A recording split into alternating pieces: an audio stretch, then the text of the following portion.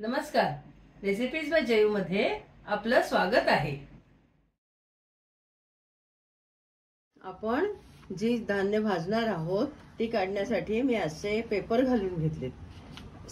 सर्वात खाली एक तसराळ घेतलंय मोठं वाडगं, त्याच्यावर किचन टॉवेल्स घातलेत आणि त्याच्यावर पेपर घातलेत। यावर आपण जर धान्य काढली भाजलेली की त्याची वाफ त्याच्यातच राहत नाही, खाली जाते।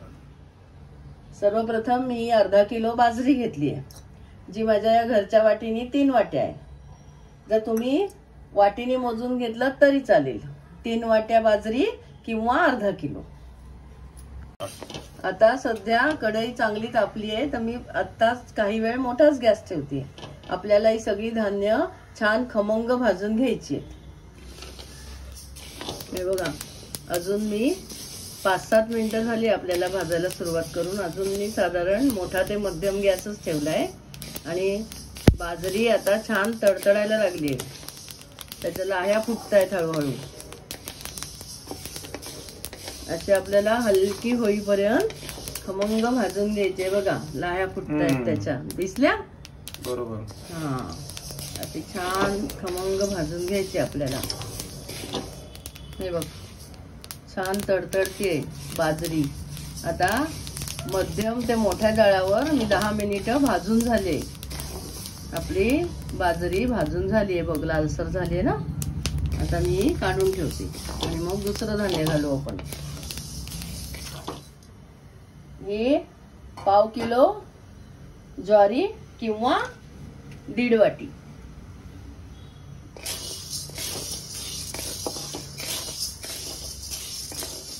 दही पण आपण चांगली चटचटेपर्यंत छान भाजून घ्यायची। कुठलंही धान्य भाजताना आपल्याला सतत ढवळायचंय। मंद गॅसवर ठेवून दुसरी कामं आपल्याला करता येत नाही, म्हणजे सलग व्यवस्थित भाजली जातात। सध्या ज्वारी खालचाही गॅस मी मोठाच ठेवलाय।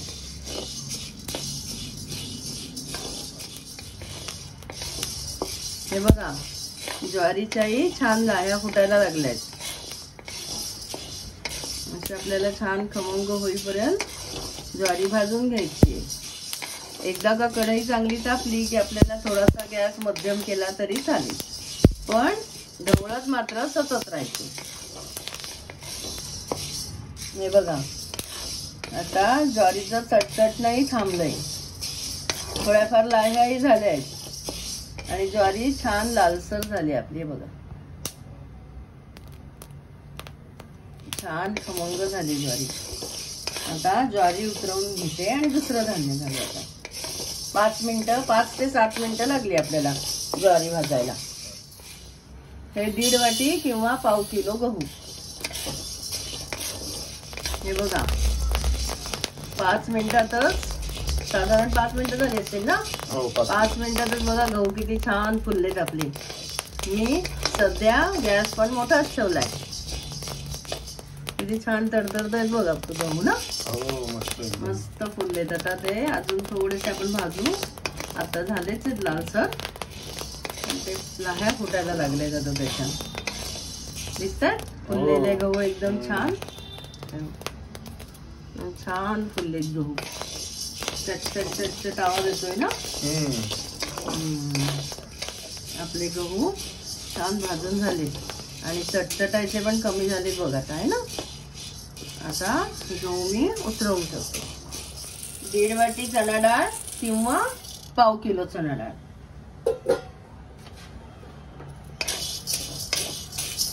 आपण इथे फक्त बाजरी अर्धा किलो घेतली, बाकी चणा डाळ, गहू, ज्वारी हे सगळं पाव किलो घेतले।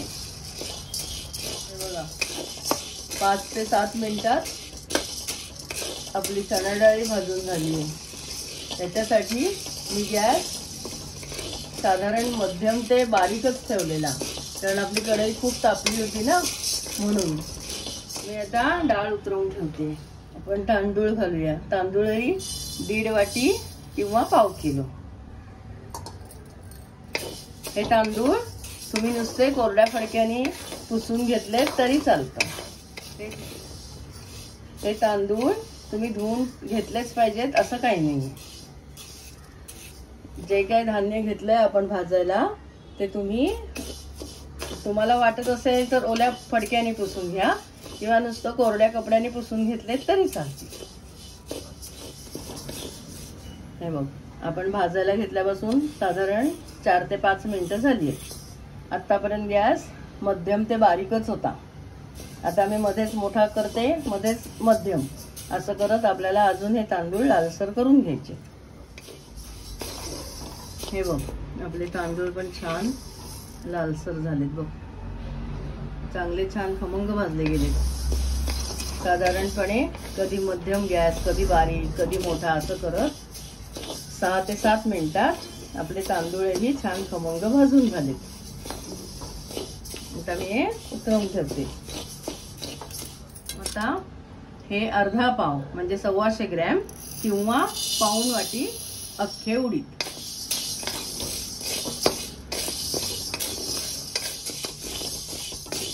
आपले उडीदही छान खमंग भाजून झाले। तर खमंग वास सगळीकडे दरवळतोय। आता उडीदही मी उतरवून घेते। आता हे धणे घालते। हे धणे वजनाने साधारणपणे 125 ग्रॅम, तुम्ही 100 ग्रॅम घेतलेत तरी चालेल किंवा वाटीने 2 वाट्या आहेत। इथे मला तुम्हाला एक गोष्ट सांगायची आहे की उडीद लवकर भाजले जातात, त्यामुळे आधीच कढई तापलेली असेल तर साधारणपणे मंद गॅसवरच उडीद भाजावे आणि साधारणपणे 4 ते 5 मिनिटातच मंद ते मध्यम गॅसवर उडीद भाजले जातात। आपले धणे सुद्धा छान खमंग भाजून झाले। आता मी काढून ठेवते आणि हे सगळी धान्य आपली थंड झाली की आपण दळून आणूया।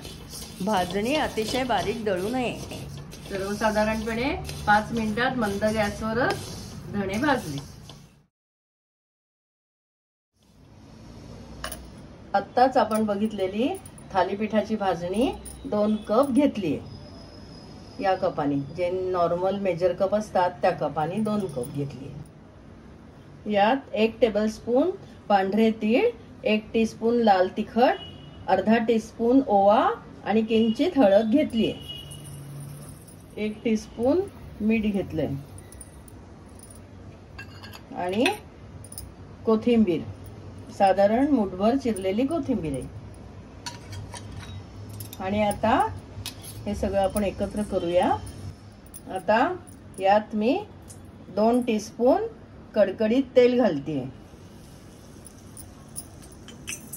आपण भाजणी छान खमंग भाजली, त्यामुळे आपल्याला मोहन जास्त नकोय।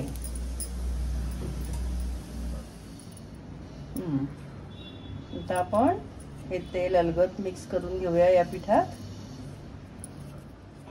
आता हे मिश्रण आपण साधारण गरम पाण्याने भिजवून घेऊया। इथे मी सध्या 1 कप गरम पाणी घेतलंय। फार उकळतं पाणी आपल्याला नकोय।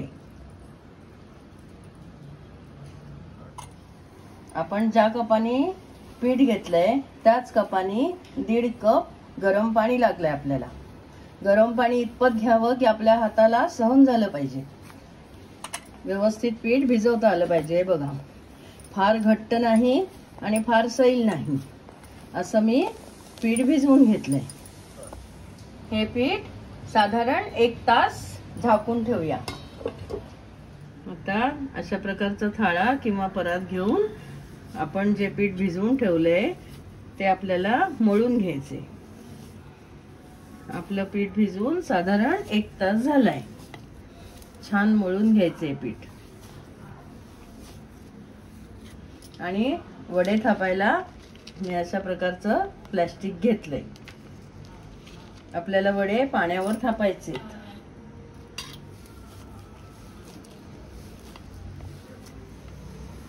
हे पीठ आता मळून झालंय। आता आपण याचा वडा कसा होतोय ते बघूया, नाहीतर जरूर लागल्यास अजून थोडं पीठ मळून घेऊया। असा सुरुवातीला मी छोटासा गोळा घेतलाय, आपल्याला बेताचेच वडे करायचे। आणि इथे वाटीत पाणी घेऊन ठेवलंय. पाण्याचा हात लावून लावून पिशवीलाही पाणी लावायचंय आणि वड्यांनाही. असे गोल छान थापायचे बरे. फार जाड नाही आणि फार पातळही नाही. आपण तळून बघूया कितपत जाड तळायला हवंय, कसे होत आहेत वडे. त्याप्रमाणे पुढचा वडा आपल्याला ठरवता येतो.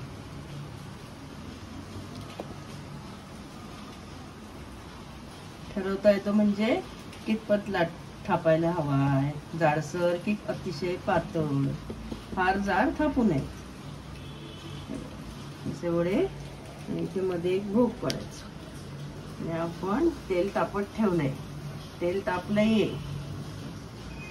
आता मी तेलात वडा सोडते. हे बघा इतपत जाडसर मी ते थापते. अतिशय पातळ नाही आणि अतिशय जाड नाही, पण आपले वडे छान फुगतायत. आता तुमची भाजणी तुम्ही किती भाजता, कितपत खमंग भाजली जाते, त्याप्रमाणे भाजणीच्या वड्यांना मोहन लागतं. जर चुकून आपल्याकडून कमी भाजली गेली तर मोहन थोडं जास्त घालावं. आणि व्यवस्थित भाजली गेली तर आता मी सांगितलं तेवढं मोहन पुष्कळ होतं. आपलं तळणीचं तेल तापलेलं आहे. मी त्यात वडा घालते. काही वडे आपण भोकाचे करू, काही वडे बिना भोकाचे करू.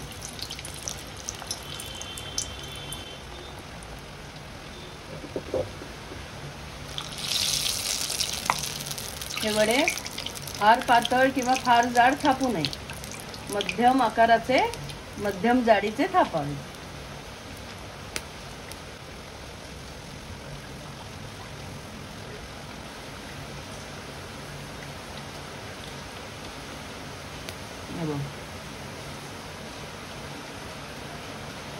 छान बाजूबाजूनी वडे फुगतात.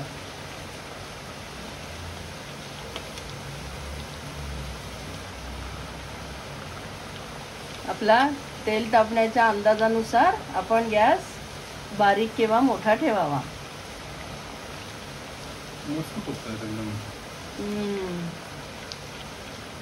तर हे भोकाचे वडे, भोग आपण पाडले ना त्याला. काही ठिकाणी या वड्यांना भोग पाडलं जातं आणि काही ठिकाणी बिना भोकाचे करतात. हे बघ मस्त छान फुगलंय ना. असे वडे सगळे फुगले पाहिजेत. आणि प्लेन वडा केला तर तो फुगतोच छान. अजून एक आपण भोकाचा वडा थापू. मग मी प्लेन वडे थापते.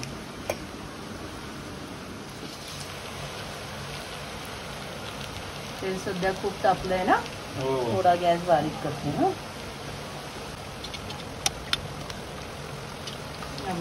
दिसतंय तळणीत कसं छान फुगताना दिसतोय बघ वडा. भोग पाडले तरी जी आजूबाजूची रिंग असते ना, हे बघ सुंदर झालं की नाही. सुंदर एकदम. असे छान फुगले पाहिजेत वडे.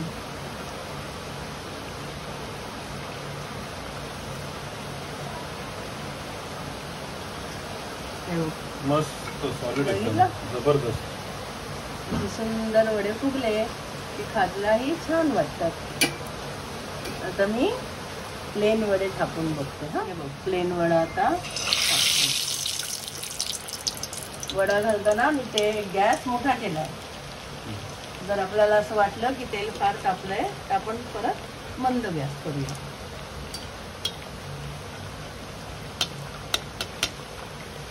आता मी बारीक करते. हा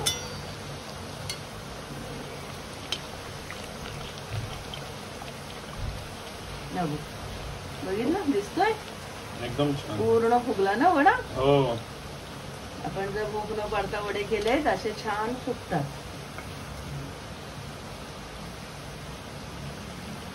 आणि भोग पाडूनही बाजूबाजूनी फुगतातच ते.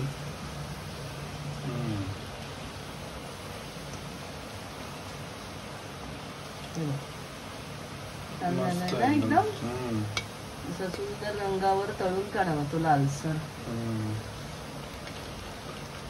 मस्त एकदम. एकदम टम्म फुगलाय ना. हा वडा बघ किती सहज तुटतोय बघ. मस्त एकदम आणि खुसखुशीत झालाय. अजिबात तेलकट नाहीये जरा सुद्धा. आपण काही वापरलं नाही ना याच्यासाठी टिश्यू वगैरे. आणि हा पण बघ ना भोकांचा पण बघ. हा बघ किती खुसखुशीत झाला ते. मस्त एकदम. हे बघ वरचं कवर पण याचं बऱ्यापैकी खूप वेळ कुरकुरीत राहतं. मग हळूहळू थोडी नरम पडतातच. मस्त एकदम. नक्की करून बघा, अभिप्राय कळवा आणि चॅनल सबस्क्राईब करायला विसरू नका.